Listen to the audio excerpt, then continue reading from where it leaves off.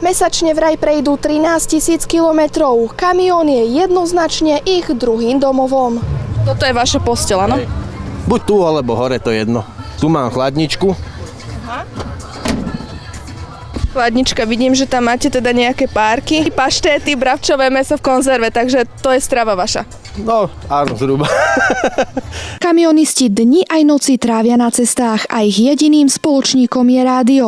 Na rodinu veľa času nemajú. Toho mesiaca vlastne človek strávi doma dva víkendy. Tak 10 dní zhruba z mesiaca som doma. Časovo veľmi náročné zamestnanie. Snažíme sa to vydržať nejako. Spoločnosť Nadres Senica si ale svojich kamionistov cení. A to natoľko, že cez víkend im na senickom letisku zorganizovala akciu Deň otvorených kamiónov. Hlavným motom celého toho diania bolo to, že urobí niečo pre zamestnancov a ich rodiny iné. Nie len štandardné, že je nejaká výplata na čas a je proste taký ten normálny štandard, čo vo firmách funguje. To bude kamionistom, keď bude veľký? Ja. A ja. Akcia bola prístupná aj verejnosti. Pripravený bol skutočne pestrý program. Deti si mohli vyskúšať napríklad výhliadkový let. Letel dobre pilot? A boli sme vysoko?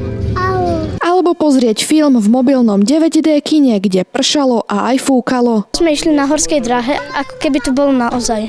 No a mamičky si popritom mohli odbehnúť do stánku, kde varil vychýrený šéf-kuchár Ihnačák. Väčšina ľudí dostalo ochutnať ako to, čo sme varili a všetci sú pri pódium a tancujú. Takže to je vizitka toho, že sa tu naozaj varilo v tomto stánku veľmi dobre.